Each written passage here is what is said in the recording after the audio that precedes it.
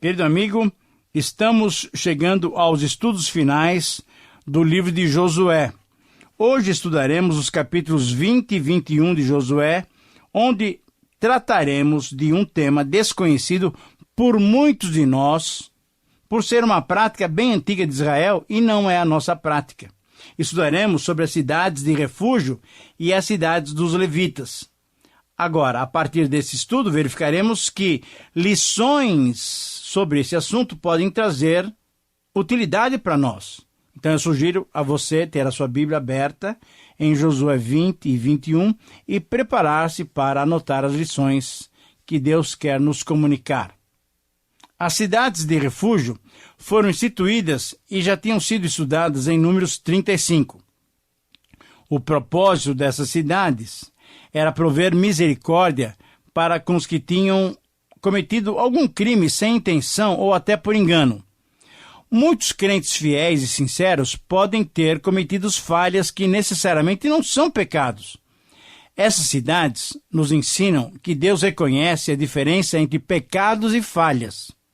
Todos nós, até os crentes mais santos, podemos cometer erros, mas erros não são pecados e não impedem que prossigamos na vida de fé, nem nos impedem de nos apropriar da herança que Cristo nos concede.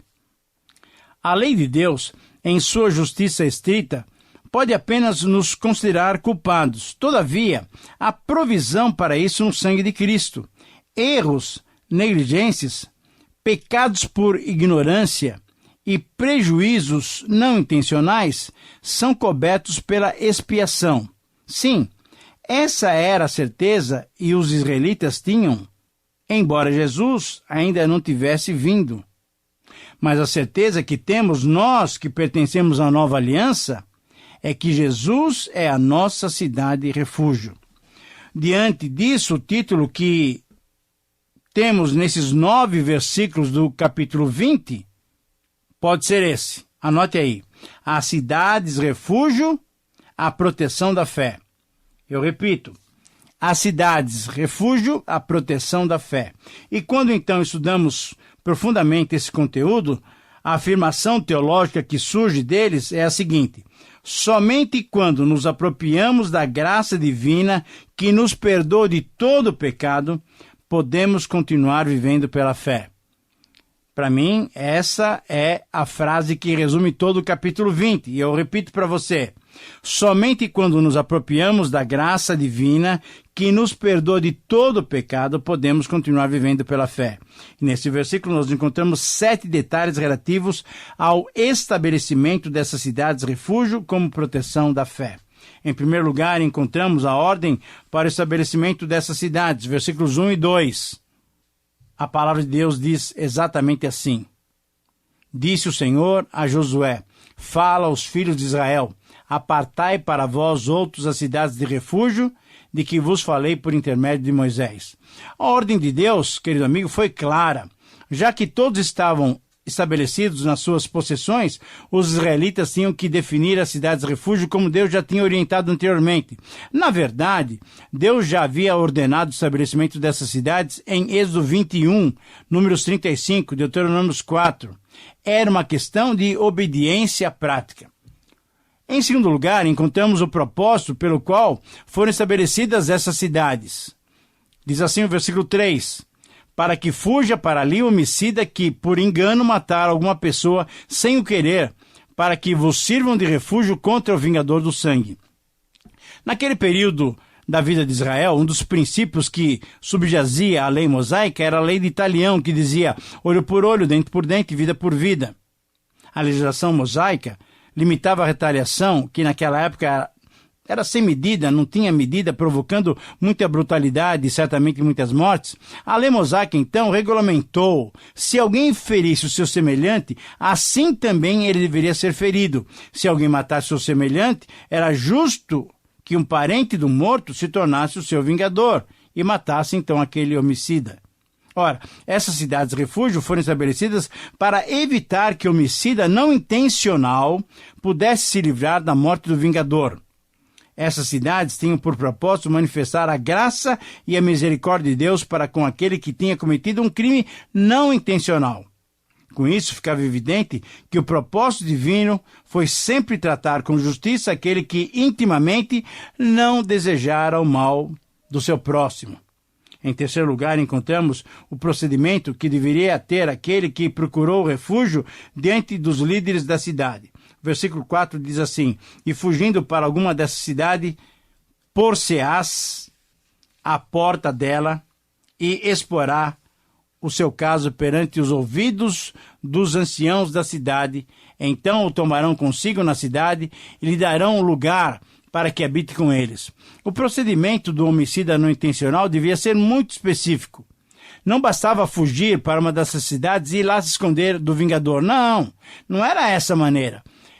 Esse que procurou refúgio em uma dessas cidades deveria procurar os líderes da cidade, deveria explicar-lhes que tinha ocorrido o mal sem intenção de prejudicar o próximo, deveria esperar o acolhimento desses líderes e, se não quisesse ser morto pelo vingador, ele não deveria mais se ausentar daquela cidade, a não ser depois da morte do sumo sacerdote. Em quarto lugar, encontramos o procedimento que deveriam ter os líderes da cidade diante da presença do vingador. Versículo 5. Se o vingador do sangue o perseguir, não lhe entregarão nas mãos o homicida, porquanto feriu o seu próximo sem querer e não o aborrecia antes. Esse é o versículo 5. Por outro lado, então, nós encontramos essa orientação clara para os líderes da cidade. Além de acolher o homicida, eles deveriam, diante da chegada do parente vingador, deveriam resguardar aquele homicida involuntário, não deveriam entregar-lhe o faltoso. Seria a responsabilidade daqueles líderes a vida desse que for a pedir refúgio. E conforme o texto de Números 35, não deveriam aceitar nenhum resgate em favor de um ou do outro, isso é, do réu ou do vingador. Em quinto lugar, encontramos a penalidade a que estaria sujeito aquele que procurou a cidade de refúgio. Versículo 6 diz assim: habitará, pois, nessa cidade até que compareça em juízo perante a congregação, até que morra o sumo sacerdote que for naqueles dias. Então tornará homicida e voltará à sua cidade e à sua casa, a cidade de onde fugiu. Conforme dissemos, esse homicida involuntário, se não quisesse ser morto pelo vingador, não deveria mais se ausentar daquela cidade, a não ser depois de ser julgado pela congregação ou depois da morte do sumo sacerdote. Tendo tido esse correto procedimento, então ele poderia novamente retornar à sua cidade de origem. Em sexto lugar, encontramos a nomeação e a localização dessas 6 cidades refúgio, conforme o versículo 7. Nós temos aqui o nome, nos versículos 7 e 8, de Quedes, de Siquém, de Kiriat Arba, ou depois Hebron, depois Bezer, Ramote e Golã. Nesses versos simplesmente se mencionam as 6 cidades refúgios estabelecidas, 3 do lado leste do Jordão e mais 3 do lado oeste. Normalmente a sua localização era numa região montanhosa ou num platô elevado, a fim de que todos pudessem vê-las e dali se percebesse qualquer movimento de quem chegava à cidade. Em sétimo e último lugar, com relação ao capítulo 20, que trata sobre as cidades, refúgios, encontramos então a abrangência da proteção dessas cidades. Vamos ler o versículo 9. São essas as cidades que foram designadas para todos os filhos de Israel e para o estrangeiro que habitava entre eles, para que se refugiasse nela todos aqueles que por engano matassem alguma pessoa, para que não morresse às mãos do vingador de sangue, até comparecer perante a congregação. Querido amigo, como detalhe final sobre essa norma, tão bem introduzida na sociedade israelita, temos também a menção, a abrangência, o alcance dessas cidades refúgio. Serviriam elas tanto para os israelitas como para os estrangeiros que habitassem com Israel. E, mais uma vez, reforça o seu propósito. Era uma salvaguarda até que o julgamento se desse, evitando assim uma retaliação injusta por parte do parente vingador. Querido amigo, a aplicação dessa norma legal do povo de Israel para nós cristãos é muito direta. Veja só, o homicida involuntário ficaria livre da sua culpa e do ataque do parente vingador assim que o sumo sacerdote morresse. significando que aquela vida ceifada sem intenção estava sendo paga pela vida do sumo sacerdote. Jesus Cristo é o nosso grande sumo sacerdote que deu a sua vida em nosso favor para perdoar-nos de todos os pecados. O sacrifício de Jesus Cristo, sua morte, está explicitamente vinculada à remoção, uma única vez e por todas as vezes, do pecado e da culpa. Que possamos nos alegrar e agradecer a Deus por tão especial sacerdote, que pode compadecer-se das nossas fraquezas, conforme lemos em Hebreus 4, 14 a 16. Muito bem. Então, agora, depois de entendermos o significado dessas cidades refúgio e a sua aplicação para as nossas vidas, encontramos agora o relato das cidades que foram dadas aos levitas para que desenvolvessem as suas vidas quando não estavam no serviço no santuário. É interessante notarmos que desde há muito os membros da tribo de Levi sabiam que não herdariam uma porção específica da terra prometida. A sua herança era o Senhor Deus de Israel. Mas, embora isso fosse verdade, os levitas herdariam 42 cidades como os seus campos para desenvolverem suas atividades quando não estavam ministrando no santuário. Mas, além disso, uma outra razão deve ser considerada para o estabelecimento dessas cidades dos levitas. A presença dos levitas em meio às demais tribos de Israel certamente inspiraria os demais israelitas a terem uma vida de fé e buscarem uma vida de santidade e santificação diante do Senhor. Querido amigo, diante dessas colocações, diante desses entendimentos para esse capítulo, podemos então ter como título a seguinte frase: as cidades dos levitas, a preservação da fé. Eu repito, as cidades dos levitas, a preservação da fé. E, em resumo, esse capítulo nos desafia a preservar nossa fé através dessa afirmação teológica. É dever de todo crente reconhecer os instrumentos que Deus disponibiliza para a preservação da nossa fé. E nesse texto, nós encontramos 7 observações sobre a necessidade da preservação da nossa fé. Em primeiro lugar, observamos o pedido feito pelos chefes dos levitas. Versículos 1 e 2, nós temos esse princípio. Então chegaram os cabeças dos pais dos levitas a Eleazar, o sumo sacerdote, e a Josué, filho de Num, e aos cabeças dos pais das tribos dos filhos de Israel. E falaram-lhes em Siló, na terra de Canaã, dizendo: o Senhor ordenou por intermédio de Moisés que se nos dessem cidades para habitar e os seus arredores para os nossos animais. É interessante notarmos a reivindicação que os levitas fizeram para possuir parte que lhes cabia da herança de toda a terra da Palestina. Mesmo não ganhando um território grande como as outras tribos, conforme já determinara o Senhor, eles herdariam cidades espalhadas por todas as tribos, por todo o território de Canaã. Os principais dentre os levitas foram até os líderes de Israel e pediram o que lhes era de direito. A liderança de Israel era formada por Josué, o líder principal, o comandante do exército, por Eleazar, filho de Arão, o sumo sacerdote, e por 12 príncipes de todas as tribos de Israel. A argumentação foi bem específica.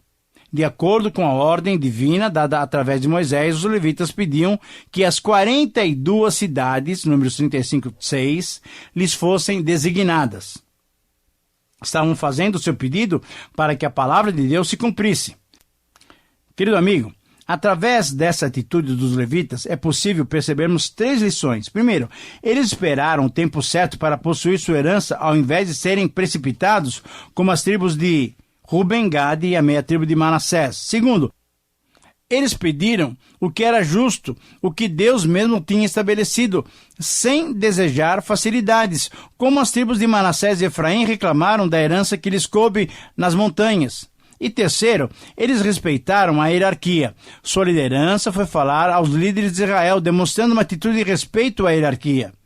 Que Deus nos dê esse mesmo proceder, que honra e glorifica o seu nome.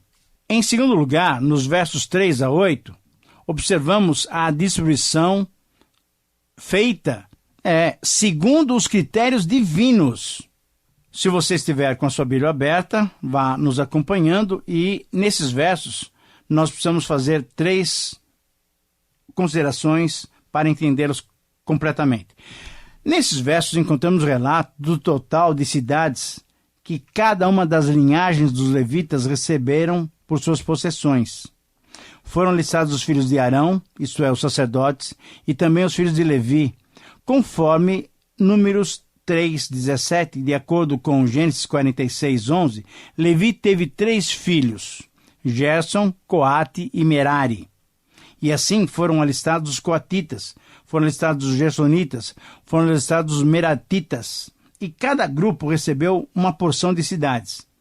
Como você se lembra, a função de cada uma dessas famílias era muito específica. Você se lembra dessas funções? Ora, essa é uma boa ocasião para recordarmos essas funções. Primeiro, os aronitas, Eleazar e Itamar, eram os descendentes de Arão e eram sacerdotes. Como sacerdotes, tinham uma posição mais elevada que o restante dos seus irmãos levitas. Só eles tinham direito de manusear o sangue sacrificial, de tocar no altar, de entrar na tenda da congregação. A eles cabia o dever também de ensinar a nação, serem os mediadores entre Deus e os homens, e serem também os responsáveis pelos demais levitas. Os gersonitas, contados, somavam um total de 7.500 homens. Eles acampavam a oeste do tabernáculo.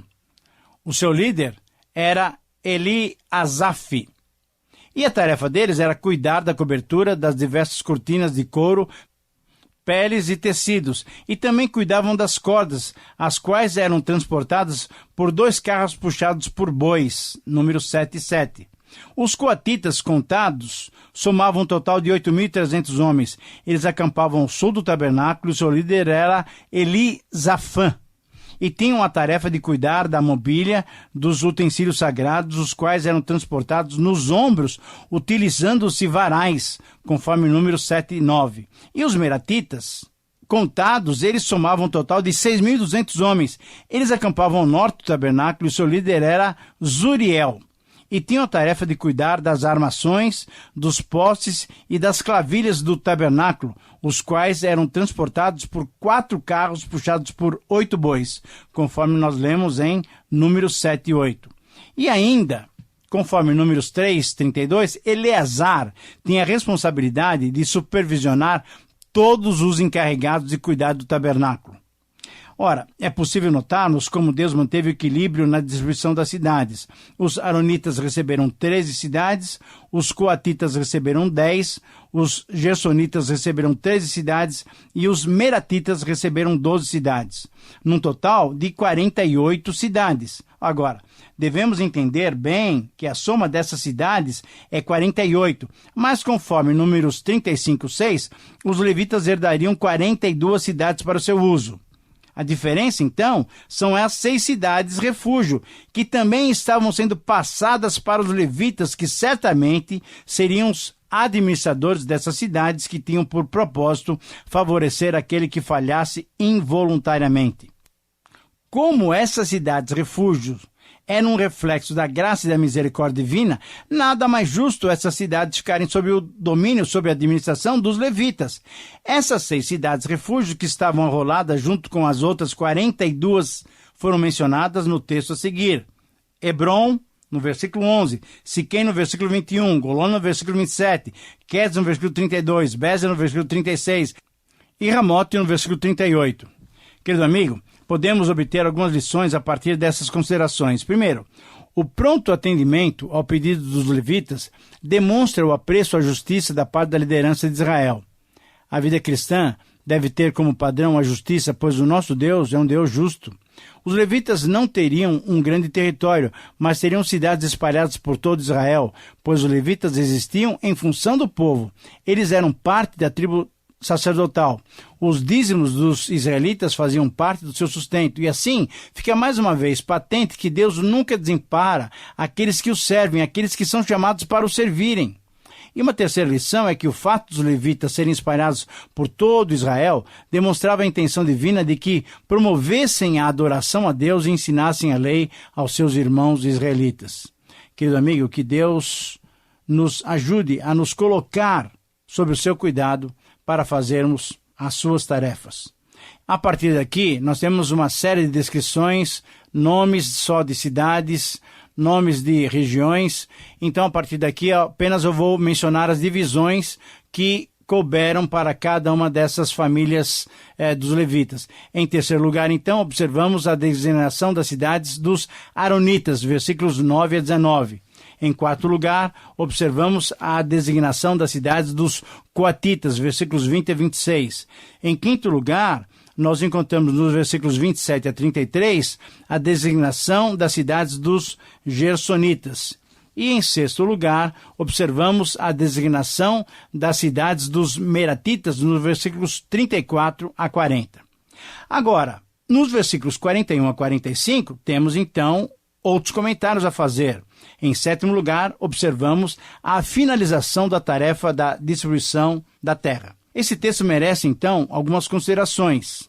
Primeiro, temos aqui um resumo da distribuição das cidades dos levitas, mencionando-se no versículo 41 o total de 48 cidades, logicamente incluindo-se nesse número as 6 cidades-refúgios designadas para acolher aqueles que praticassem pecados ou erros, vamos dizer assim, erros involuntários. Destaca-se também no versículo 42 a doação dos campos dessas cidades para que os rebanhos dos levitas tivessem lugar para serem cuidados e serem conduzidos, de se desenvolverem. O versículo 43 é um resumo que demonstra a fidelidade do Senhor em cumprir as suas promessas que há muitos séculos passados foram dadas aos patriarcas Abraão, Isaque e Jacó. No verso 44, comprova-se a onipotência de Deus. A constatação de que nenhum inimigo resistiu a Israel é significativa, pois demonstra que, quando andamos com Deus, quando lhe obedecemos, podemos estar seguros da vitória que é dele. Ele nos concede, pois foi Deus quem entregou os inimigos às mãos dos israelitas. E em quinto lugar, uma outra observação, no versículo 45, finaliza esse capítulo e esse relato tão impressionante, mostrando o quê? Mostrando, atestando, comprovando que Deus não falha em nenhuma das suas promessas. Querido amigo, existe um antigo hino, cujo título é Firme nas Promessas de Jesus. E existe ainda um outro cântico que tem como título Tu és fiel, Senhor. Ora, esses louvores comprovam em nossa experiência o quanto vale nos colocarmos em obediência e em submissão nas mãos do Senhor. Que você e eu, em nosso dia a dia, não nos esqueçamos de confiarmos integralmente no Senhor. Bom, chegamos ao final de mais um período de estudos.